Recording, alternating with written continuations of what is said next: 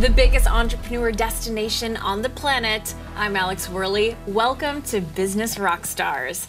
And my rock star today, we've got Dee Tutt, CEO of Savile Premium Rumtini. And I cannot wait to try it. But before I do, tell me what it is.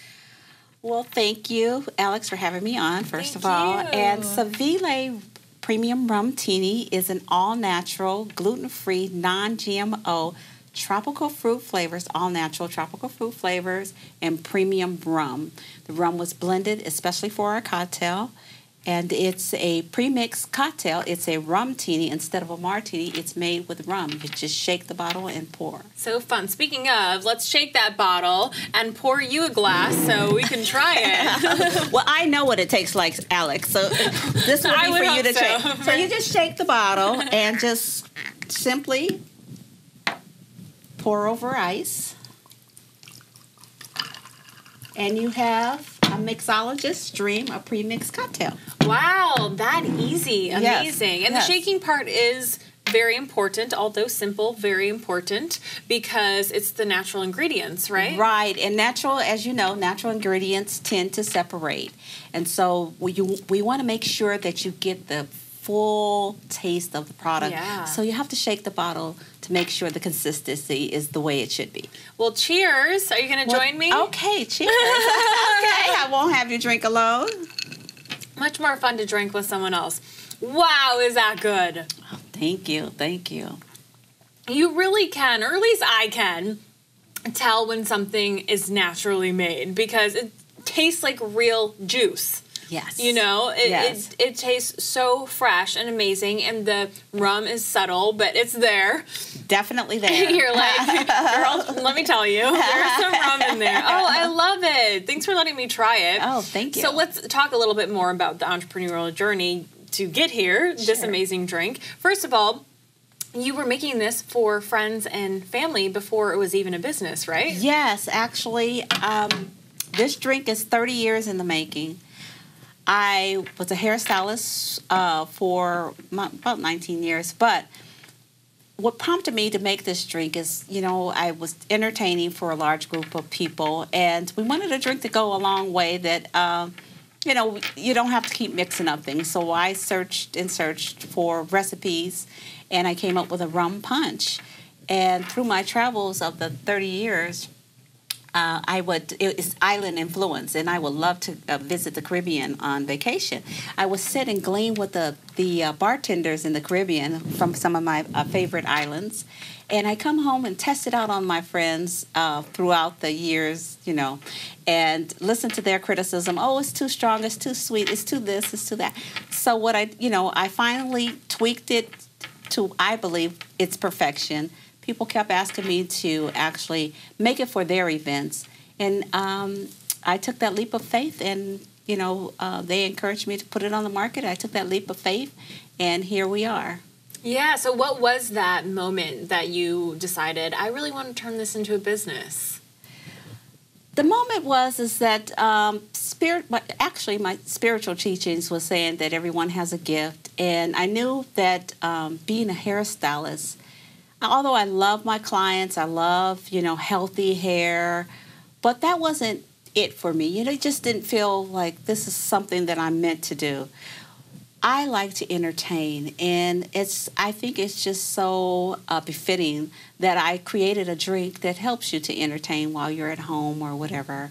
So I feel like I'm doing what I'm supposed to do now. That's awesome. Yes. So I know you were telling me off camera, and it's no secret, that there are a lot of RTD drinks, as you were saying, and just drinks in general. So you really had to think about how to differentiate yourself. So tell me about your thought process and how you achieved that.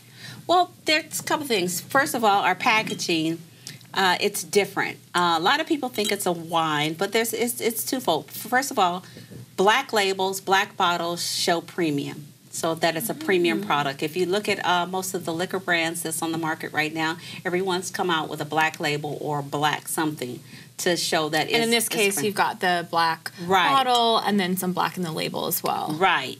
And then also, there's another reason. Our product is natural. And so, you know, when you go into stores and you see things separate and it might look like it's spoiled or something, personally don't like that look, although it, you know, it says it's natural. So that hides the separation, and that's why I stress shake the bottle. And then also the black bottle, it preserves the integrity of the brand because light is so minimum that it's not breaking down the ingredients. So we have a long shelf life. And I have heard from people in the wine industry, and I would assume it's similar with RTD as well, that the label is everything, that people kind of shop based upon the label, and you can price your product based upon how good your label is. Would you say that that's true? Well, yes. People do tend to gravitate towards different types of labels, especially eye-catching. But what I've learned is that you have to have an interesting story on your label where people can pick it up, read about it, and say, "Hey, this person didn't set out to make a rum cocktail or a drink, a beverage, and just strike it rich one day," type of thing. That wasn't the goal. This journey, it so happened. It was like I said, I took a leap of faith to get out there. It's more soulful. It's right, more purposeful. Right. And so this is just like taking the heart and the love from my kitchen, bottling it for the world to taste. Oh, yeah. Okay, now I'm super curious what you all have on here. It's on the back. Let's take a closer look. Okay, on the back of the label. Yeah, so it says your name and a national board mixologist, and it shares your story. There you go. So you get right away who is the person and the heart behind this. Yes, yes. Awesome. Well, we have a lot more to talk about, in particular, how it is difficult breaking into the alcohol business and getting distribution. So more on that when we come back after this short break with Dee Tutt, CEO of Savile Premium Rumtini. We are the biggest entrepreneur destination on the planet. This is Business Rockstars.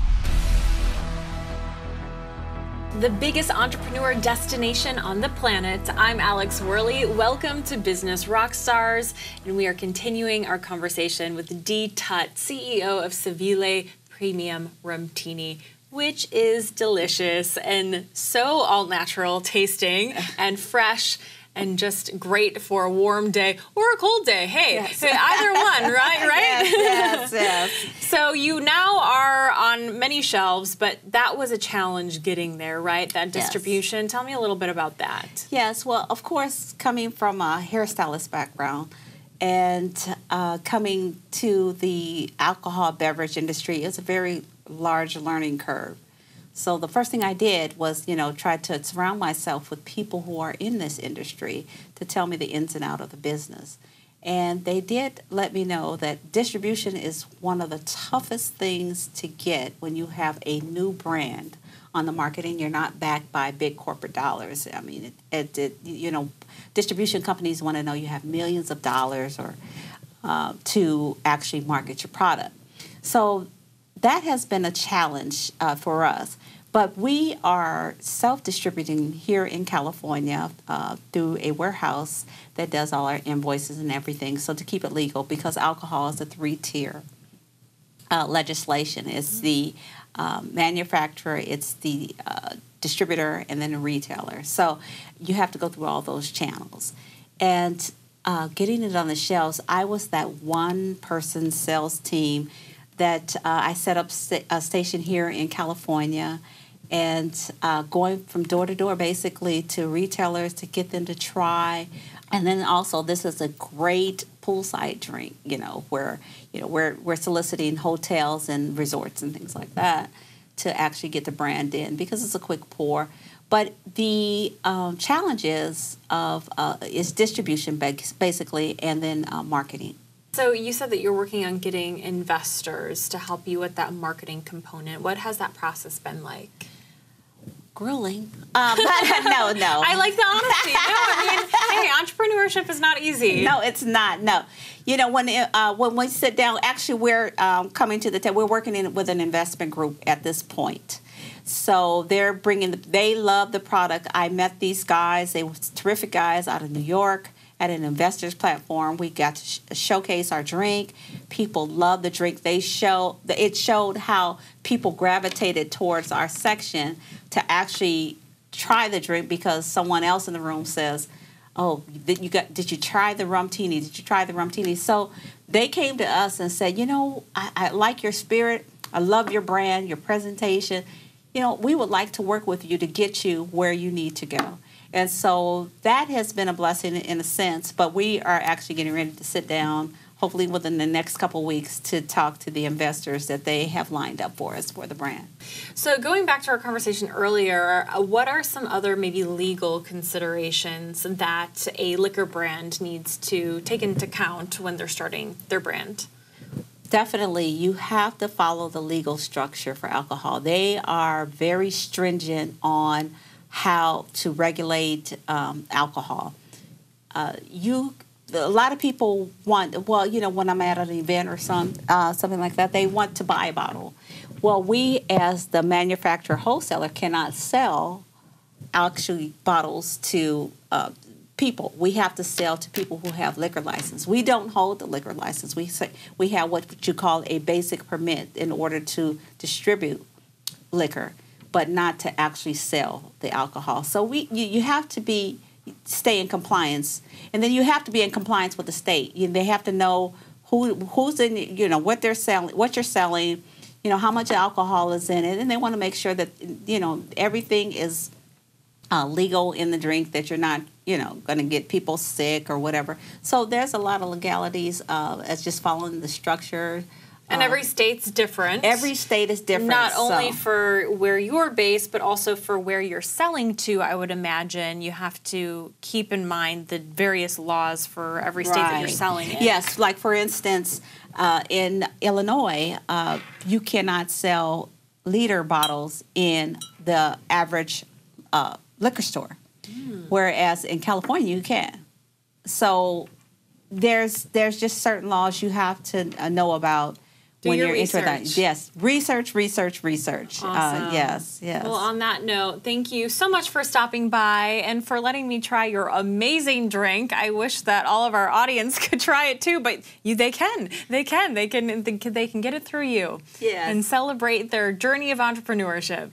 Well, if you don't mind me mentioning, what we would love your viewers to do is just visit our website, follow us on which is drinksavile.com. Follow us on social media and let their friends know that this brand is on the market. And our brand can also be, it's sold here in California, but it can also be ordered into 36 states through the retailers on our website. There you go. You can join us in a drink. It's worth it. Dee, thank you so much. And thank you, Alex. Thanks for having us. You bet. CEO of Savile Premium Rumtini. We are the biggest entrepreneur destination on the planet. This is Business Rockstars.